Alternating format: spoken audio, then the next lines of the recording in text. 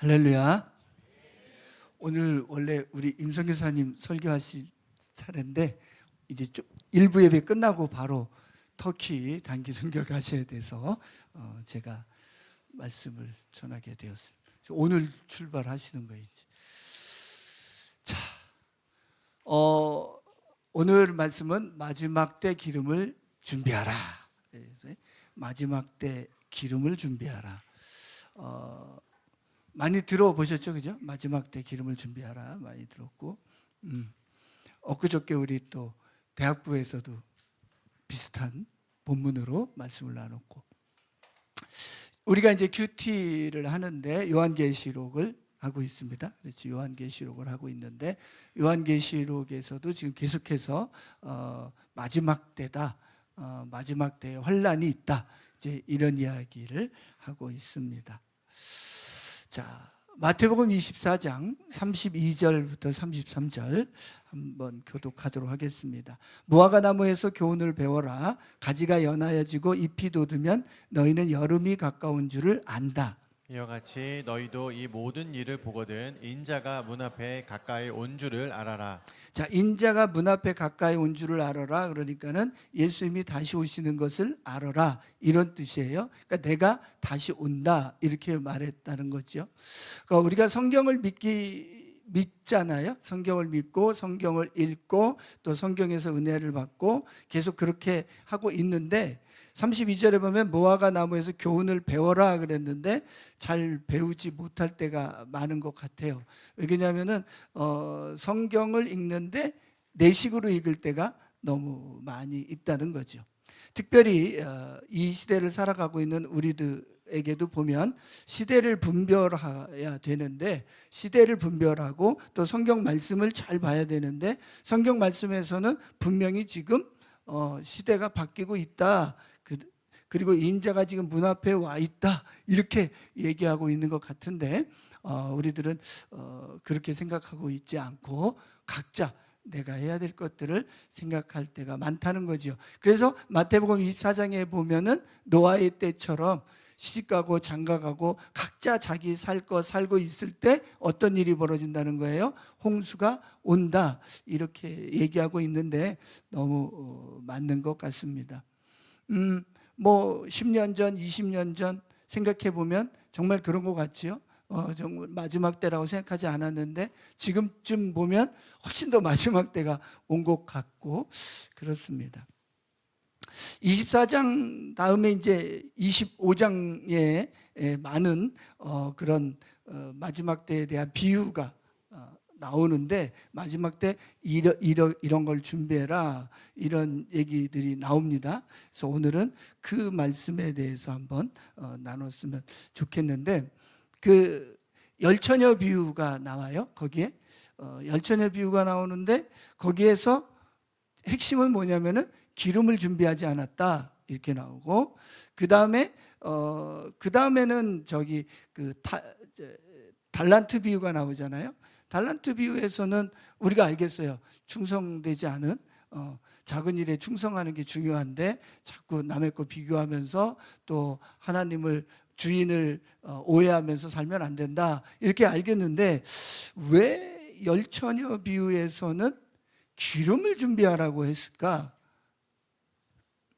그 다음에 요한계시록 19장에 보면은 어린 양의 혼인잔치가 나오는데 어린 양의 혼인잔치에 보면 신부들이 옷을 준비했다, 이렇게 나오거든요. 자, 혼인잔치 하는데 등불과 기름을 준비하는 건 너무 당연한 거잖아요. 그죠? 또 혼인잔치 하는데 신부가 웨딩드레스 입는 건 당연한 거잖아요. 왜 당연한 거를 성경에 써놓고 깨어 있어라, 이렇게 얘기했을까? 이게 저는 늘 궁금했어요. 왜 당연한 거를 썼고 그거에 대해서 깨어 있으라고 했을까? 그게 궁금했는데 그 궁금한 거를 오늘 저랑 같이 한번 말씀을 통해서 풀어봤으면 좋겠습니다. 기대하시죠? 아멘. 자, 1번. 신랑은 반드시 오신다, 이거예요. 자, 여기서 좀 감이 잡히죠? 이 사람들이 기름을 안 준비하는 이유는 내 때는 안 온다 이런 생각이 있기 때문이다 이런 거예요. 제가 두괄식으로 하도록 하겠습니다. 자, 마태복음 25장 1절부터 6절까지의 말씀입니다. 그런데 하늘나라는 저마다 등불을 들고 신랑을 맞으러 나간 10처녀에 비길 수 있다. 그 가운데서 5은 어리석고 5은 슬기로웠다. 어리석은 처녀들은 등불을 가졌으나 기름은 갖고 있지 않았다. 그러나 슬기로운 처녀들은 자기들의 등불과 함께 통에 기름도 마련하였다.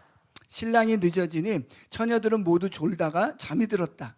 그런데 한밤중에 외치는 소리가 났다. 보아라, 신랑이다. 나와서 맞이하여라. 자, 신랑이 다시 오는 거예요. 왜 그러냐면 정혼하고 자기 집에 가서 집을 준비해 놓고 온단 말이에요. 우리 지금 요한복음 14장에 보면 예수님도 내가 너희를 위하여 뭐를 준비하러 간다? 집을 준비하러 간다 그랬단 말이에요. 그러니까 우리 한국 사람 입장에서는 뭘 왔다 갔다 하는 게 감이 없어요. 제 누누이 얘기하죠. 그런데 유대인들에게 있어서는 신랑이 왔다 갔다 하는 거는 당연하다, 당연하지 않다. 당연하다는 거예요. 정혼하러 왔어요. 초림이에요. 우리랑 정혼하러 오셨어요. 그러면 정혼한 이분은 계속 우리랑 같이 있어요, 안 있어요? 유대 문화에서는 안 있어요. 가요. 가서 뭐예요? 집을 준비해요. 누구랑 있을? 신부랑 있을. 아, 그렇구나. 그러니까 신부랑 있어서 집을 준비하면 또 뭐 하겠구나? 온다는 거예요. 이게 이들의 문화라는 거예요. 우리는 한번 결혼하면 그걸로 끝나는데 이 사람들은 왔다 갔다 하는구나. 그러니까 초림이 있고 뭐가 있다? 재림이 있다라는 게 문화로 믿어지는 거예요, 우리가. 왜냐면은 보니까 자꾸 우리들의 실존주의적 생각, 우리들의 문화를 가지고 하면은 되게 이해가 안 되는 거지요. 자, 그런데 그러니까 이거 너무나 당연한 건데, 그러니까 신랑은 와요, 안 와요? 신랑은 당연히 온다는 거예요. 그 다음에 혼인잔치, 유대인들의 혼인잔치는 땡볕에 할까요? 밤에 할까요? 땡볕에 할까요? 밤에 할까요? 우리는 결혼식이 주로 언제 해요? 그러니까 또 우리 생각에는 에이, 설마 밤에 오겠어? 이렇게 되는데 그 사람들한테는 설마예요, 아니에요? 아니에요. 그럼 밤에 와요? 낮에 와요? 밤에 와요. 너무나 당연한 거예요, 지금. 그러면은 밤에 오면은 불을 켜요, 안 켜요? 불을 켜요. 그러니까 등불을 켜야 되는 거죠. 그러면 등불을 켜려면은 지금이야 전기로 연결하지만은 그 당시에는 뭘로 해야 돼요? 기름. 그러면 등불을 켜려면 기름이 있어야 되는 거는 당연해요, 당연하지 않아요? 당연한 거. 그러니까 왜 당연한 거를 저렇게 성경에 써 있을까? 이게 저는 궁금했어요. 정말 어이가 없다. 그러더니 정말로 여기에 뭐라고 썼냐면 근데 어리석은 처녀는 근데 어리석다가 부주의한, 미련한, 둔한, 바보스런 이런 거래요. 그러니까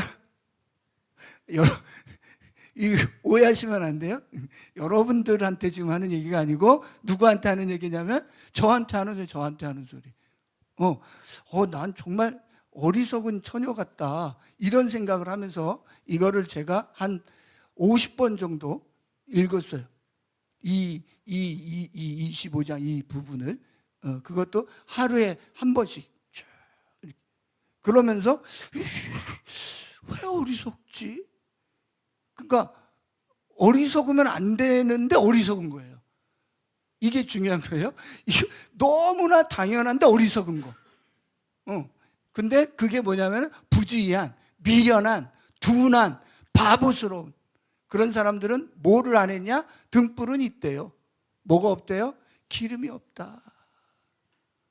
5절에 보면 신랑이 늦어지니 처녀들은 모두 졸다가 잠이 들었다 이렇게 얘기를 하는데 여기서도 문제될 게 하나도 없어요. 오늘 안 오면 자야지 그러면 안 자? 그죠? 예.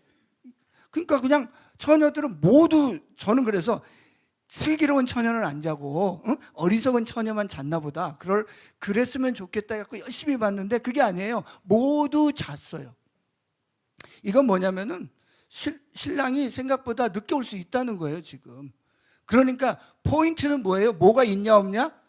기름이 있냐 없냐지 잤냐 안 잤냐가 아닌데 우리 자지 말자 막 이러는데 하루 이틀이지. 네, 하루 이틀이지. 신앙은 인생은 그렇더구만요. 죄송합니다. 인생은 돌아보니 깜빡하니까는 이 나이가 되긴 했지만 실제로 삶을 살아보니 또 길어요. 그죠? 그거 뭐 하루 이틀 되려고 지금 될 문제가 아니에요. 그렇다고 신랑 온다고 계속 우리 전부 산으로 가시죠. 그럼 어떻게 되는 거예요? 아니잖아요. 그러니까 자는 거 자라 이거야. 자는데 뭐를 준비해라? 기름을 준비해라. 그런데 왜 준비하지 않을까? 응? 그러면서 옛날에는 나는 기름을 준비했는데 너는 왜 준비하지 않았냐? 이런 생각을 많이 가졌었는데 요번에 이렇게 열심히 읽다 보니까 어리석은 놈이 누구예요? 나더라. 이거예요. 지금.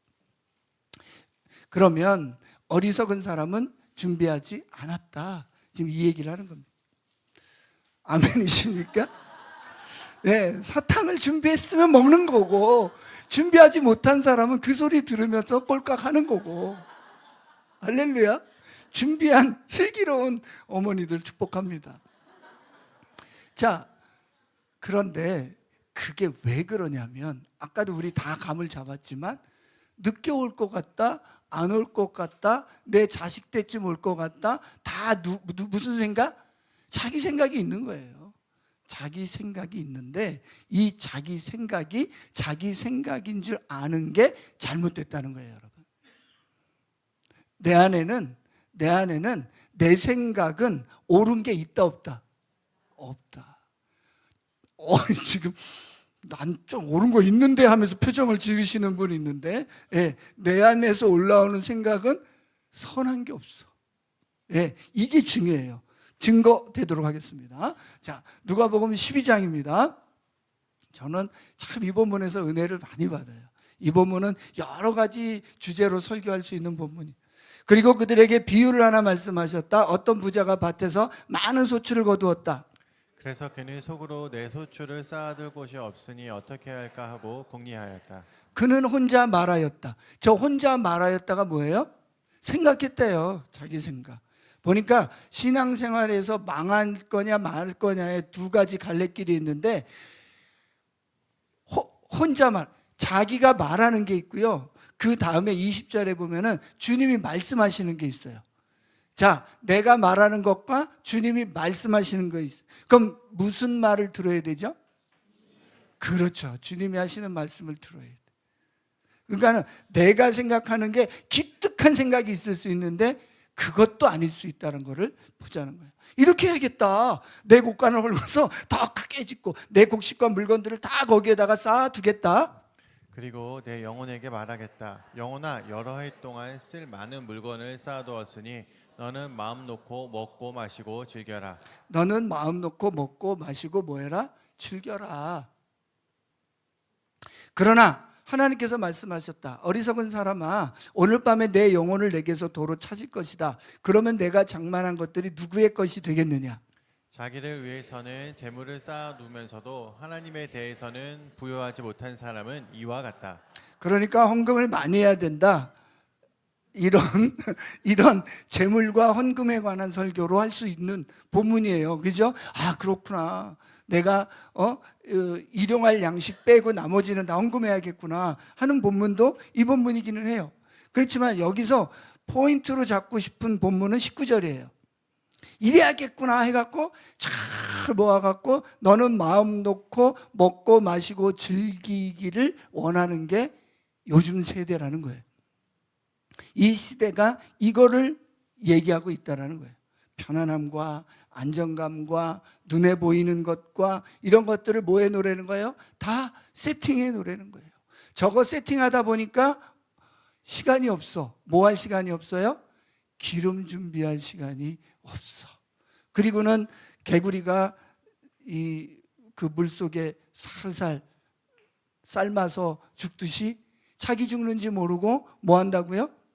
세월을 낭비하고 있는 거라는 거예요. 여기서 이제 오해하시면 안 됩니다. 성실히 열심히 정말 하나님이 주신 걸 감당하면서 열심히 살고 있는 분들에게 지금 삶아 죽고 있는 거예요. 지금 그 얘기하고 있는 게 아니에요. 마음에 목표가 있는데 그 목표가 뭐냐면은 내가 돈을 많이 모아서 내가 원하는 만큼 세팅해서 내가 원하는 만큼 먹고 마시면서 인생을 즐길 수 있으리라라고 생각하는 것 자체가 오산이라는 거예요. 그 오산인데 그 오산인 줄도 모르고 그거를 전 세계 인류 모든 사람들이 거기를 향해서 구글을 따라서 뭐 테슬라를 따라서 그걸 따라서 살으라고 줄을 쫙 세우는데 때는 방향으로 모든 사람들이 거기를 따라서 가게 되니 기름 준비한 사람이 적다. 이런 이야기입니다. 그래서 저는 이것이 뭐 자본주의의 영일 수도 있고 그렇지만은 결국은 우리 안에 내면에 깊숙이 깔려 있는 누구 없이 하나님 없이 내가 우상을 세워놓겠다 하고 있는 마음이라는 거예요.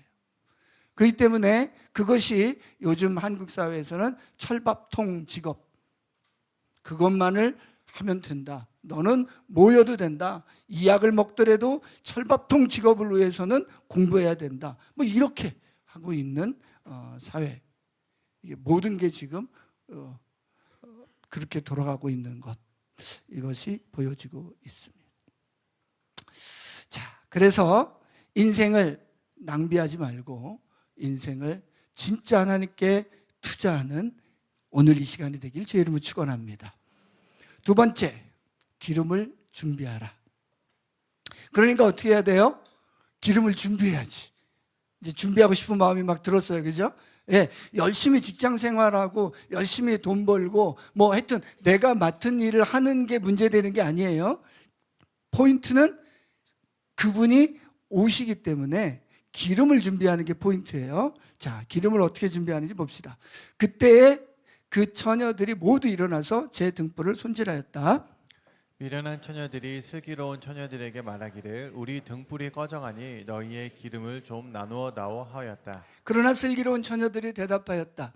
그렇게 하면 우리에게나 너에게나 다 모자랄 터이니 안 된다. 차라리 기름 장수들에게 가서 사서 써라. 미련한 처녀들이 기름을 사러 간 사이에 신랑이 왔다. 준비하고 있던 처녀들은 신랑과 함께 혼인잔치에 들어가고 문은 닫혔다. 그 뒤에 나머지 처녀들이 와서 주님 문을 열어주십시오 하고 애원하였다. 그러나 신랑이 대답하기를 내가 진정으로 너희에게 말한다. 나는 너희를 알지 못한다 하였다. 그러므로 깨어 있어라. 너희는 그날과 그 시각을 알지 못하기 때문이다. 아멘.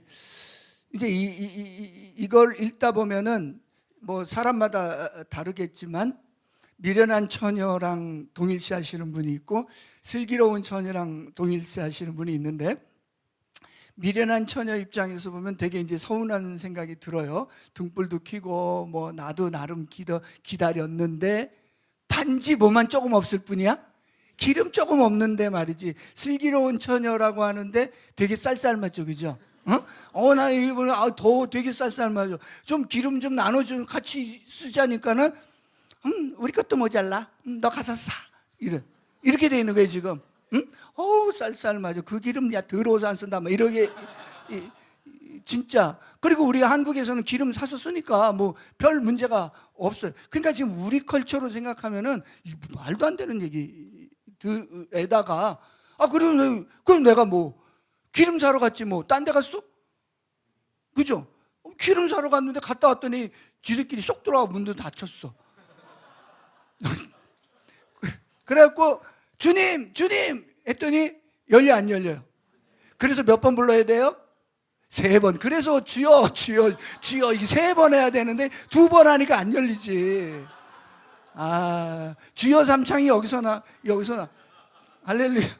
그러니까 마음이 안 열릴 때는 몇 번?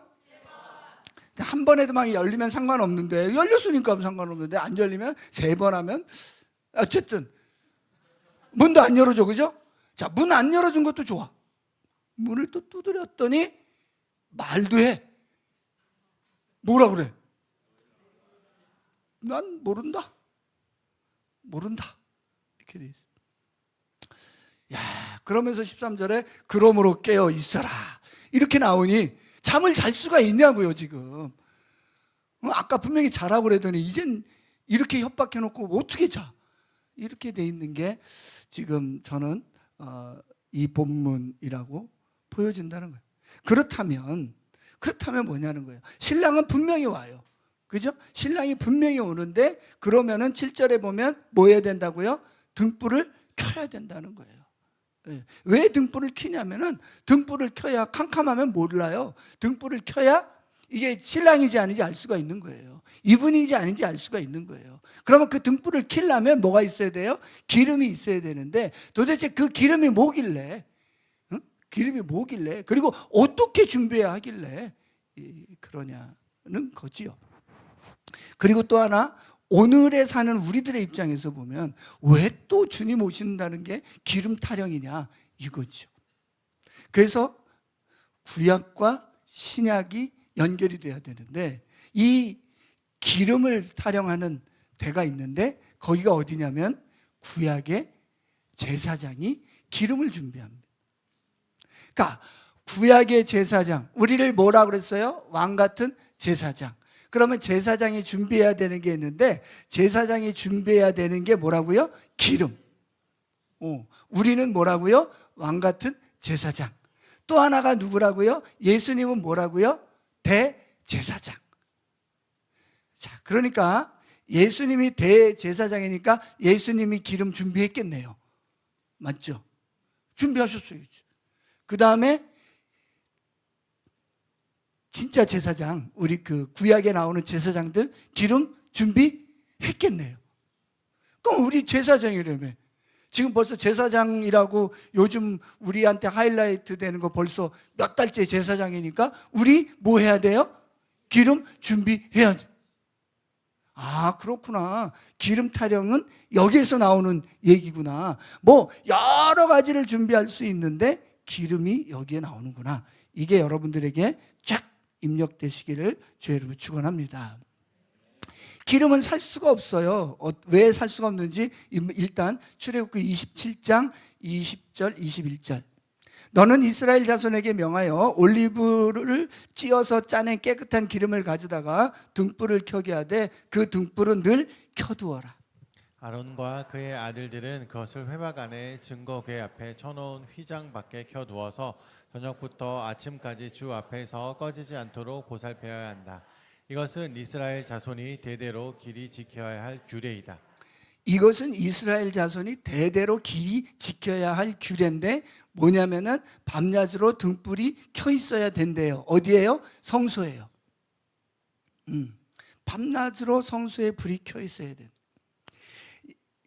이스라엘이 출애굽했습니다. 그죠? 출애굽한 이스라엘 백성들은 애굽에 종사를 했습니다.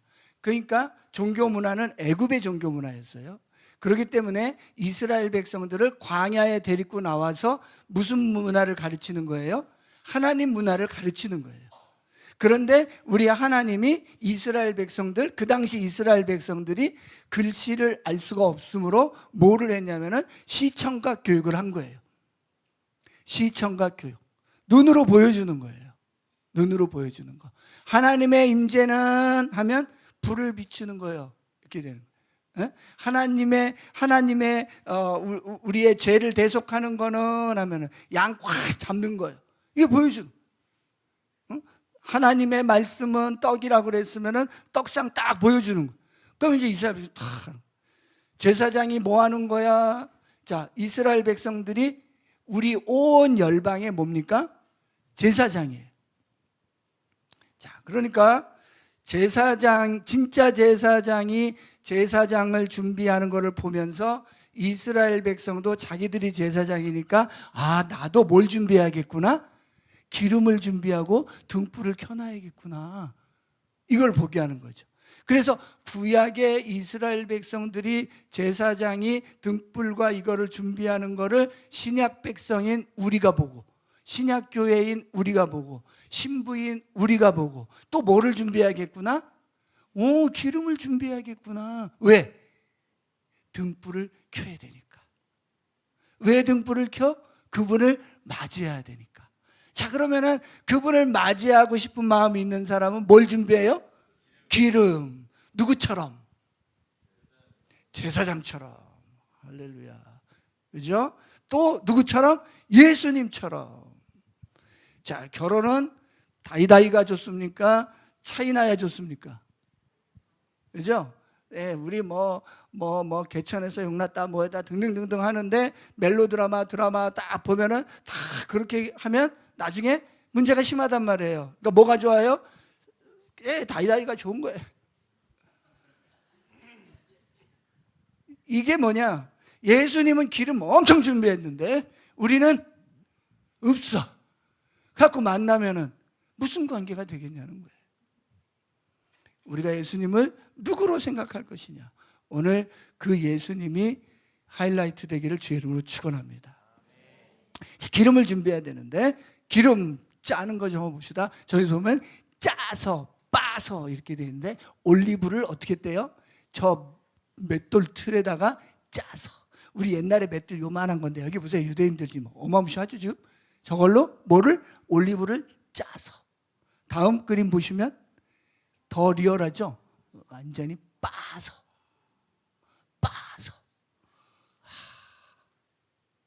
빠서 뭘 만든다고요? 기름. 빠서 기름을 만드는데 저기서 순수한 기름이라고 그랬잖아요. 그거는 또 무슨 짜놓는 틀이 있대요. 틀. 그 틀 안에다가 빡 집어넣어서 며칠? 일주일. 쫙 하면 그게 순전한 기름. 퓨어 올리브. 저기 있는 올리브영 말고 퓨어. 이거 보시면 딱 감이 오지 않습니까? 저 지금 깔린 게 누구? 할렐루야. 저 깔린 게 쟤야. 이러면 안 돼. 왜? 쟤면 그 슬기로운 처녀 거거든요. 그러니까 기름은 살 수 있어요, 없어요? 못 사요. 다 자기 빤 걸로 뭐 만든다? 기름 만든다. 할렐루야. 그러므로 나를 지금 빡게 만드는 그분, 그분, 나를 빡게 만드는 그 상황, 그 아픔, 그 고통들은 나에게 뭐를 준다? 기름. 할렐루야. 우리는 기름이 없었으면, 그러니까 고통이 없었으면 좋겠는데 고통이 없으면 뭐도 없다? 기름도 없다. 야, 운동선수들 맨날 그러죠. No pain, no gain. 그래. 난 거기에만 해당되는 줄 알고요. 예수님 믿으면은 no pain, gain 그런 줄 알았더니 그게 아니야. 똑같아. 똑같아요. 막 신앙의 유명한 분들 얘기는 그냥 무슨 조언을 해주고 싶으냐. 이 유명한 분인데 존 파이퍼인데 존 파이퍼한테 물어봤어. 지금 아주 신입들이야. 완전 지금 이제 신학교 이제 졸업해. 내일 모레 막 나가려고 하는 사람들한테 뭔 얘기를 해주고 싶으냐라고 했는데 딱 두 마디를 하는 거야. 첫 번째, 말씀으로 들어가라. 말씀으로 들어가라. 말씀에 답이 있다. 두 번째가 뭔지 알아요? 페인. 고통이다. 고통이다. 그 얘기를 하는 거예요. 근데 그러고만 끝나지는 않고 주님이 승리하셨다도 나오지만 그냥 승리가 아니라 고통이 있어야 승리가 나오는 거잖아요. 그 얘기를 하더라고요. 자, 어쨌든 빠여야 뭐가 생긴다? 할렐루야. 여러분, 겟셋마네라는 히브리어 자체가 게트가 앞착틀이래요. 앞착틀. 쉐멘 하면은 기름이래요. 그러니까 겟셋마네는 아주 기름 만드는 곳이야. 그래서 예수님이 거기 가서 뭐가 돼요? 나는 뭐 피가 땀이 되고 땀이 피가 되고 막 그 얘기를 했을 때 그게 어느 정도냐 하면은 이 정도. 그랬을 때 이 압력과 고통과 이걸 통해서 뭐가 만들어져요? 기름이 만들어진다 이겁니다. 그게 주님과의 스토리가 쓰여지는 거죠. 많은 분들이 그럽니다. 주님하고 친할 때는 고통스러울 때, 주님하고 멀어질 때는 한가할 때 이렇게 얘기를 해요. 다윗도 그것을 증명해 줬습니다. 그렇죠? 예, 우리들의 신앙생활도 그런 것 같아요. 아까 누가복음 12장에 나오는 부자처럼 야 이제 먹고 살아보자 할 때가 하나님과 가장 멀어질 때, 뭐야 내가 하나님 노릇하자라는 말을 그렇게 바꿔서 하고 있는 것이고, 그것을 가장 강력하게 원하게 하는 것이 사단이라는 거예요. 그래서 우리는 정말 하나님께 빠여보자, 하나님께 찌어보자, 이렇게 추구하시기를 주의 이름으로 축원합니다. 누가복음 9장 23절입니다. 그리고 예수께서, 같이 읽을까요? 시작. 그리고 예수께서 모든 사람에게 말씀하셨다. 나를 따라오는 사람은 자기를 부인하고 날마다 자기 십자가를 지고 나를 따라오너라. 날마다 이랬습니다. 날마다. 뭘 부인하느냐? 자기를 부인하느냐? 자기를 보면 부인할 게 있어. 뭐죠? 내가 정말 죄인인 게 부인이 돼. 그래서 나가 죄인이기 때문에 내가 부인이 되는 것. 또 하나는 뭡니까? 내가 얼마나 영적으로 교만한가 하는 것들을 다 부인하고 그저 상한 심령으로 주님 앞에 나오라는 거예요. 근데 그거를 뭐마다? 날마다라는, 날마다. 그 부인하는 게 자기 십자가라는 거예요. 다른 게 아니라. 또 뭐 다른 거를 지고 가려고 하시지 말고. 그런데 주님이 뭐라 그러냐면은 나를 따라와. 이렇게 말씀하고 계십니다. 자, 디모데후서 3장 12절입니다. 시작. 그리스도 예수 안에서 경건하게 살려고 하는 사람은 모두 박해를 받을 것입니다. 지금 마지막 때로 가기 때문에 기름을 더 준비해야 되는데 작은 좌절이라는 말을 쓰더구만요. 작은 좌절들을 계속 많이 겪다 보면 큰 좌절도 겪을 수 있는 거예요. 작은 고통을 겪다 보면 큰 고통도 겪을 수 있는 거예요. 그러면서 가는 게 우리 제자들의 삶이라는 거예요. 예수 믿고 구원받는 건 기쁨이고 천국이고 너무너무나 흥분되는 일이지만, 그 이후의 삶이라는 것은 이 땅에서는 미움받는 삶이라는 거예요. 예, 이 땅에서는 미움받는 삶이라는 거, 그게 제자의 삶이라는 거.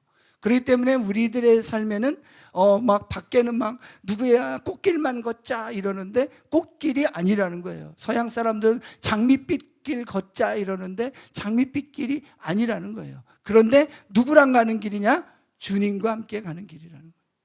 그것이 요한계시록에는 박해의 길이다라고 얘기를 하고 있는 것입니다. 야고보서 1장 12절입니다. 시작. 시험을 견뎌내는 사람은 복이 있습니다. 그 사람은 그 참됨이 입증되어서 생명의 면류관을 받을 것이기 때문입니다. 그것은 하나님을 사랑하는 사람들에게 약속된 것입니다. 저걸 바라보고 간다는 거예요.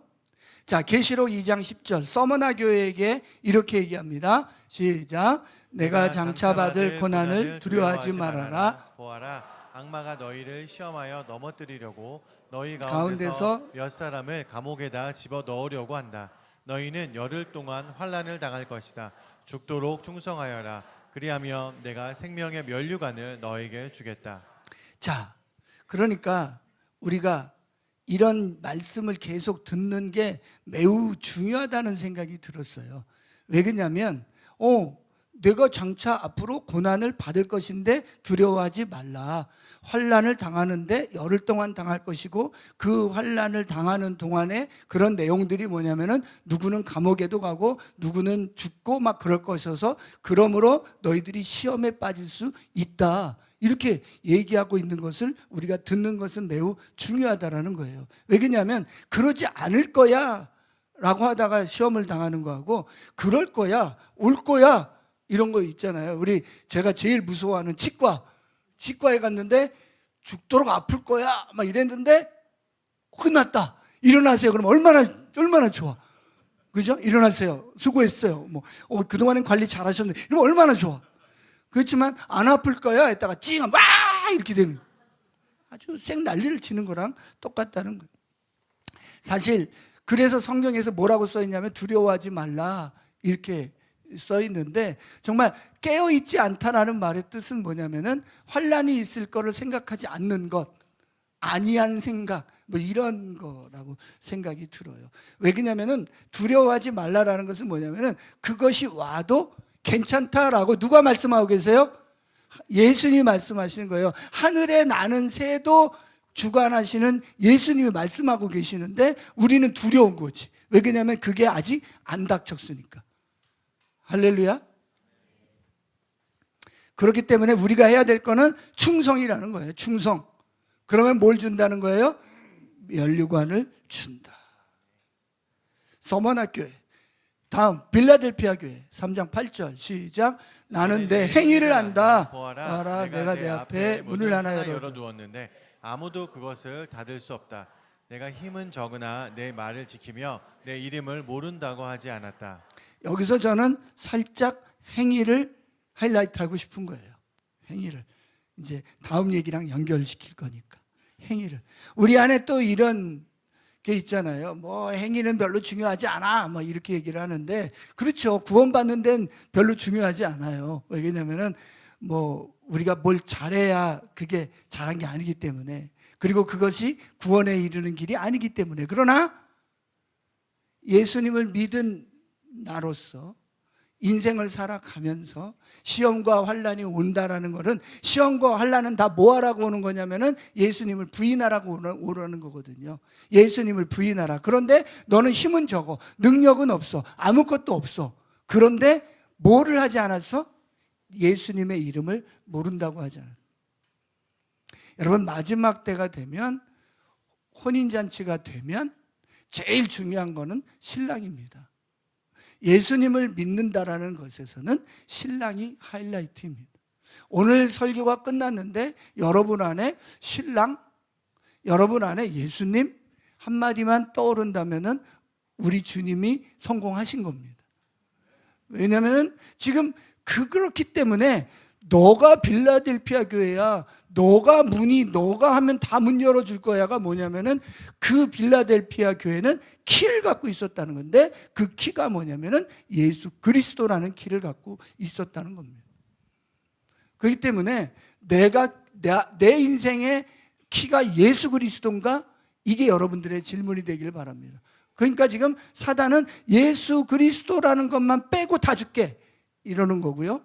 우리는 다 필요 없고 예수만 줘 이러는. 그래서 김미 지저스라는 찬양도 있잖아요.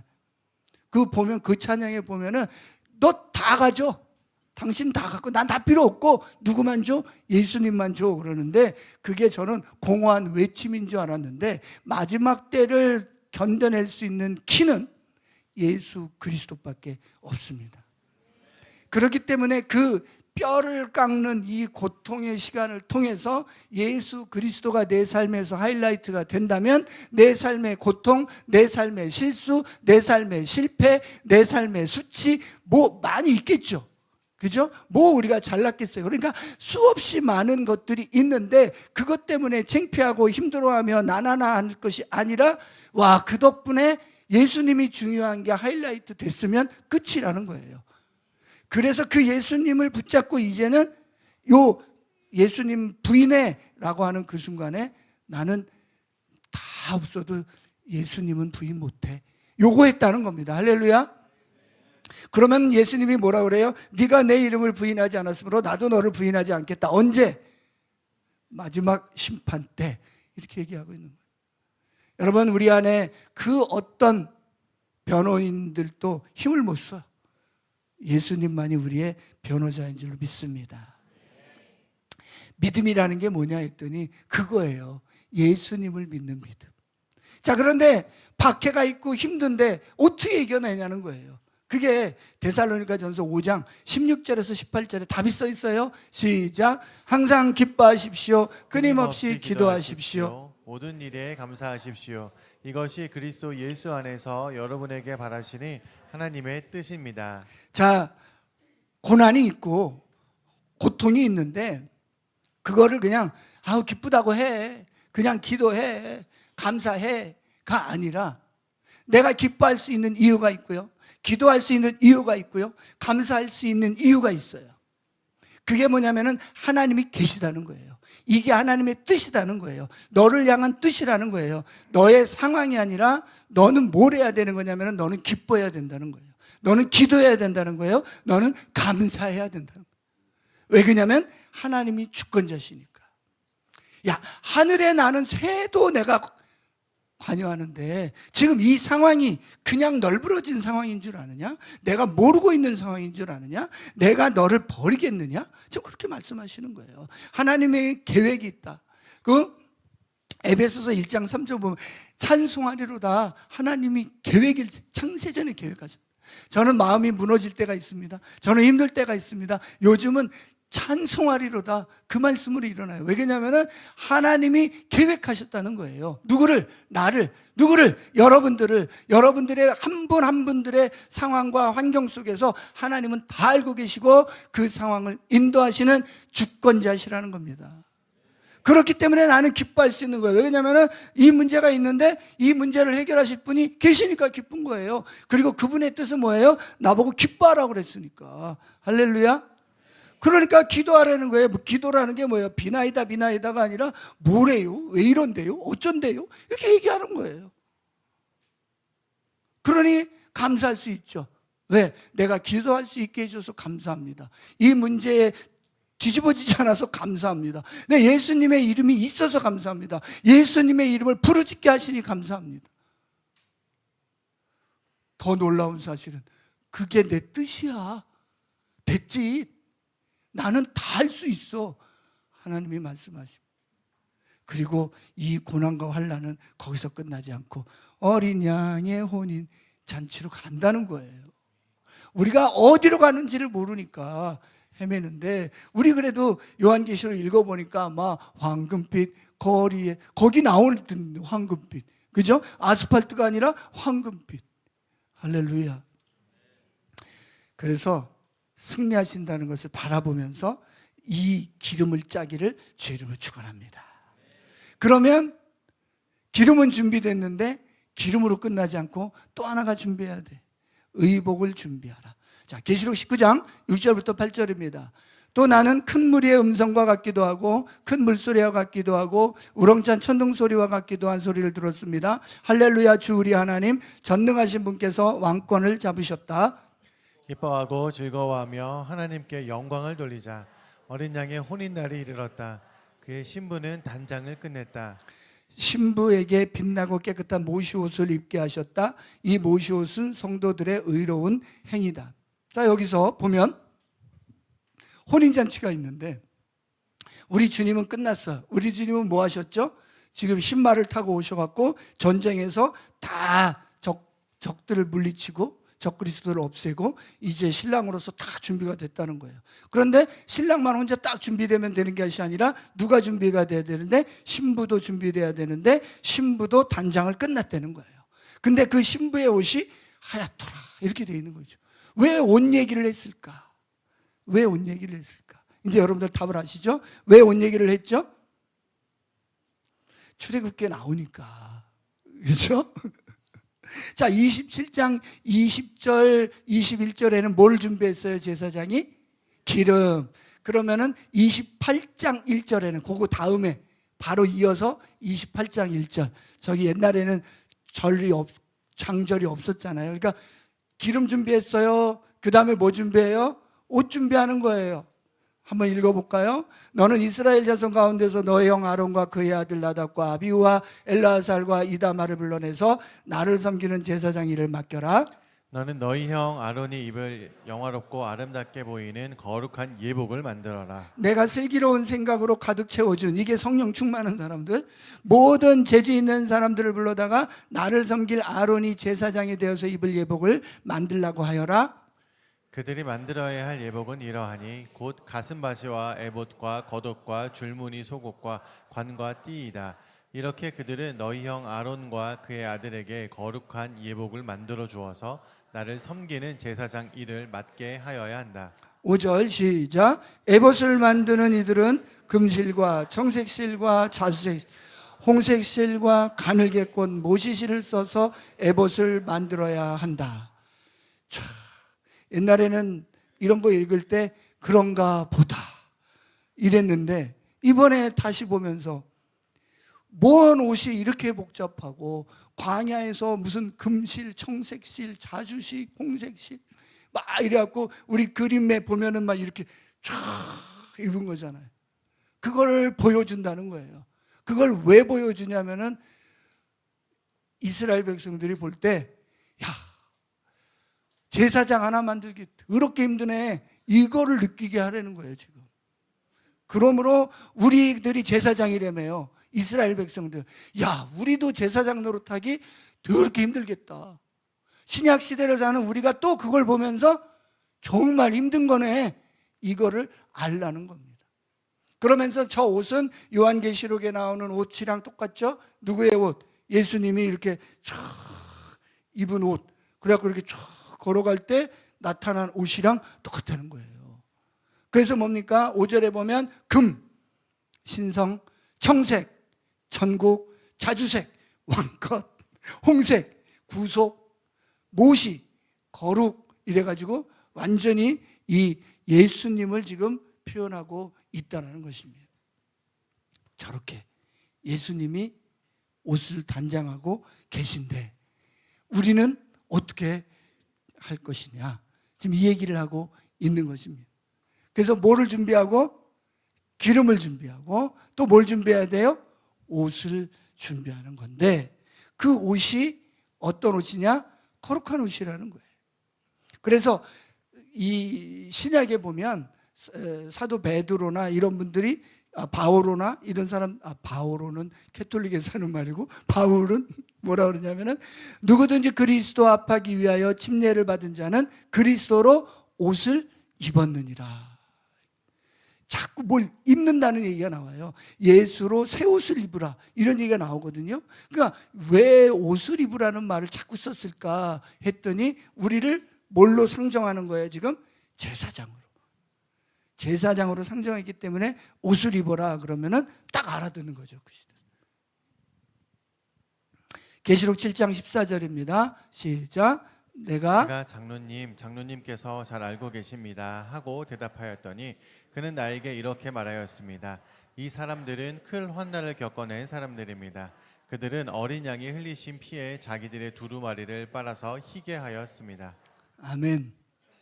자, 이제 작은 기름을 준비했어요. 그죠? 그러니까 빻아가지고 작은 환난 가운데서 기름을 준비하고 그러면서 예수님이 누군지를 알았어요. 그죠? 성령의 인도하심을 받았어요. 그 사람이 이제 뭐를 통과해요? 큰 환난을 통과한다는 거예요. 그러면은 어린 양의 흘리신 피에 자기들의 두루마리를 빤다는 말은 뭐냐면은 예수님의 흘리시는 피처럼 내 삶도 피투성이가 되었다라는 것을 얘기하는 거예요. 그런데 내 옷이 어떻게 된다는 거예요? 휘어진다는 거죠. 이제부터는 가만히 있는 것이 아니라 뭘로 한다는 거예요? 삶으로 살아낸다. 마지막 성경 구절입니다. 마태복음 5장 14절에서 16절 시작. 너희는 세상의 빛이다. 산 위에 세운 마을은 숨길 수 없다. 또 사람이 등불을 켜서 말 아래에다 내려놓지 아니하고 등경 위에다 놓아둔다. 그래야 등불이 집안에 있는 모든 사람에게 환히 비친다. 16절 시작. 이와 같이 너희의 빛을 사람에게 비추어서 그들이 너희의 착한 행실을 보고 하늘에 계신 너희 아버지께 영광을 돌리게 하여라. 예, 여기에서도 보면 16절에 보면은 착한 행실이 나와요. 그죠? 예. 그 19장의 어린 양의 혼인잔치에 나오는 신부들의 옷도 그들의 의로운 행위라고 나와요. 결국은 이제 기름을 준비한 신부는 뭐를 하냐면은 사역을 한다라는 뜻이에요. 너희 빛을 사람에게 비추어서. 근데 여기다가 막 크림을 많이 발라갖고 빛을 비추는 게 아니라 어떻게 해요? 내 안에 무엇을? 기쁨을 보여줌으로써. 여러분, 크리스찬의 기쁨을 표현함으로 하나님께 영광을 드러내는 거예요. 그러니까 이 사람이 왜 기뻐? 이 사람 별로 기쁠 것도 없는데 왜 기뻐? 예수님 때문에 기쁘다는 겁니다. 그래서 여기에 뭐라고 나와 있어요? 너희의 빛을 사람들의 비춰갖고 그래갖고 영광이 되게 해. 너희들의 얼굴빛으로 착한 행실을 해. 이렇게 얘기하고 있는 거예요. 그러니까 어둠이 있는 곳에 빛을 비춘다. 여러분, 오늘이랑 딱 맞는 것 같지 않습니까? 우리 어저께 대학부 친구들 막 공연 K-팝 준비하는 걸 보니까는 한 달 반 동안 하는데 거의 죽도록 했더라고요. 저걸 빻다고 생각할 것 같아.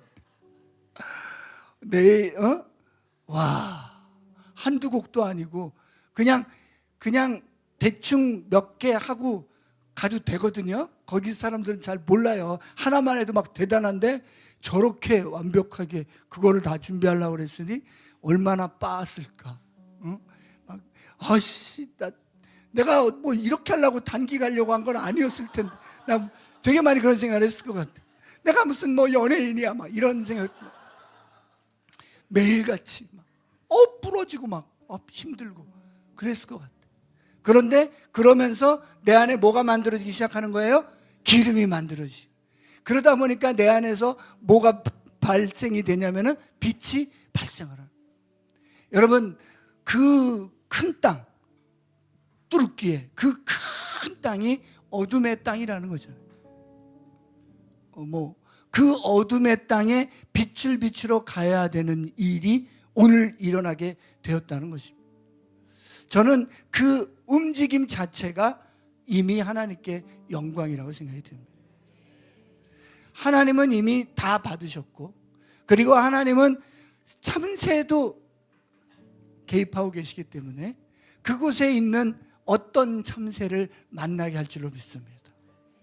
뭐라도 먹을 게 있을까 하고 왔던 그 참새가 우리 팀들을 만나게 되고, 그래서 모여가지고 인생 그렇게 사는 거 아니야, 포텐셜이 없어 이러면서 주님의 메시지가 선포될 때에 이 친구들이 반응할 줄로 믿습니다. 여러분, 한 영혼이 천하보다 귀하다라는 말이 그냥 우리가 빈말로 하는 것이 아니라 정말 아랍 선교는 10년 해도 한 명, 1년 해도 한 명이래요. 그냥 계속 한 명인데, 만약에 우리가 이번에 가서 그 어떤 한 명을 만나서 그 한 명이 준비되어져서 그 한 명이 어떤 일을 한다면 한국이 변하는 것처럼 터키도 정말 관문 도시인데 주님 들어가는 그 문이 열릴 줄로 믿습니다. 이것이 우리를 순종으로 이끌고, 이것이 예수 그리스도의 옷을 입으라는 그 메시지인 줄로 믿습니다. 우리가 기도할 때에 정말 이 심정을 가지고 주님 앞에 기도하며 나아갈 때에 말씀을 한번 정리해 보도록 하겠습니다. 하나님, 시대를 분별하게 해 주십시오. 주님이 오실 때가 가까워 오고 분명히 주님은 오신다고 하고 있는데 나는 아직도 내 생각에, 내 삶의 문제에 빠져 있는지는 않는지요. 그런데 하나님, 그 인생의 고통과 그 인생의 고난이 그냥 낭비되어지는 것이 아니라 오히려 예수님을 닮아가는 기름을 준비하는 시간이었으면 좋겠습니다. 이 과정을 통해서 주님을 만나기를 원합니다. 주님을 더 알기를 원합니다. 그래서 내 안에 정말 순전한 기름이 준비되어지길 원합니다. 그래서 삶의 현장에 나아갈 수 있게 하여 주시옵소서. 먼저는 나를 위해서 주님 앞에 기도하겠습니다.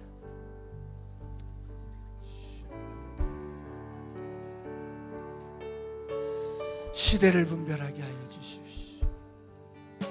고난 가운데, 실수 가운데, 눈물 가운데 기름을 준비하게 하여 주십시오. 주님 오실 길을 준비하는 기름을 준비하게 하여 주십시오.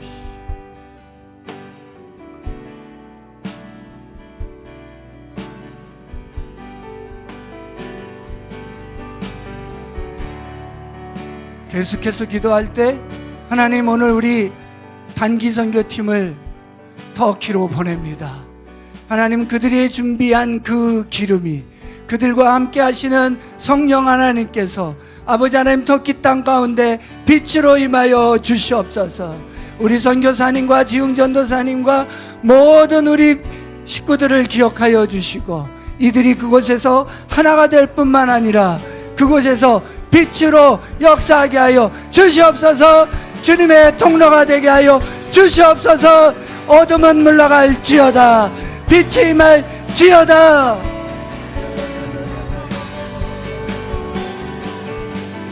성령님 역사하여 주시고 성령님 우리 팀들 하나 되게 하여 주시고 성령으로 충만하게 하여 주셔서 기름과 옷을 준비해서 터키 땅 가운데서 주님의 일꾼으로 우뚝 서게 하여 주십시오. 주님, 주님의 통로가 되게 하여 주십시오.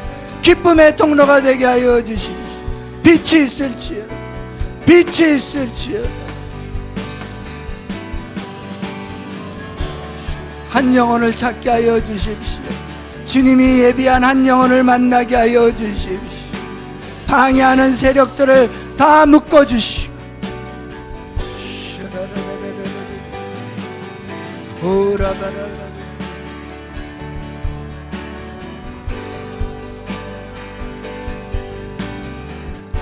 우리 함께 일어나서 헌신송 부르도록 하겠습니다.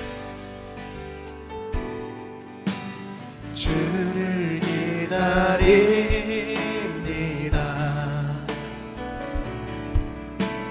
주를 기다립니다.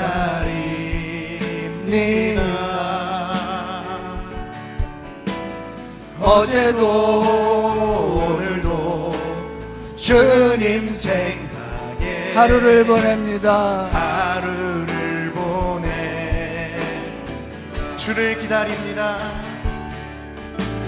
주를 기다립니다.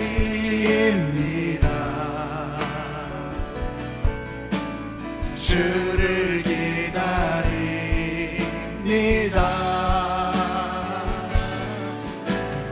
어제도 오늘도 주님 생각에 하루를 보냅니다. 어두운 세상에 등불을 들고서 주님 오심을 나 기다립니다.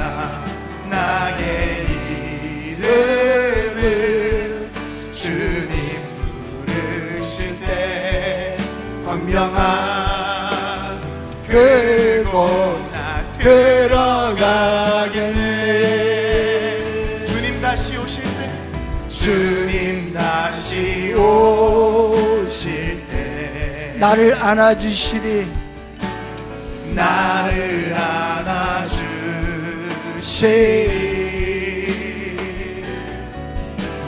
주님의 사랑에 품에 안겨서 영원히 함께 어두운 세상에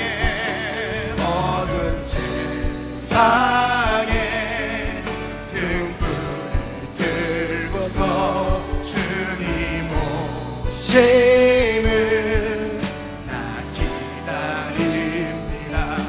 나의 이름을 주님 부르실 때 광명한 그곳 들어가네. 주만 사랑합니다. 주만 사랑합니다. 주만 사랑합니다.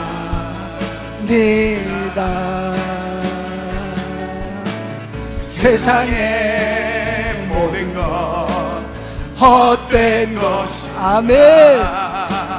주만 사랑합니다.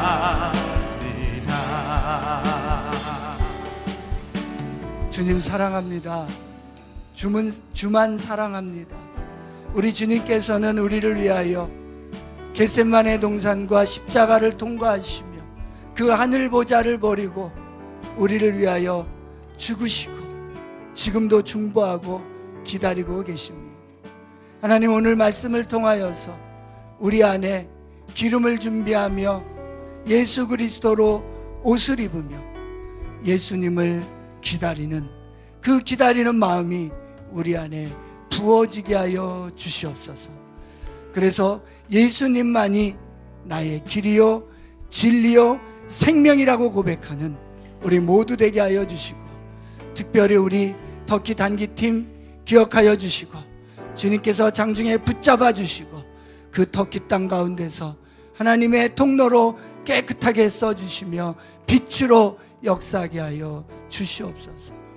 주님께서 찾으실 그 한 영혼을 우리가 간절히 기도하며 주님께서 일하실 줄로 믿습니다. 우리 주 예수 그리스도의 이름으로 기도드리옵나이다. 아멘.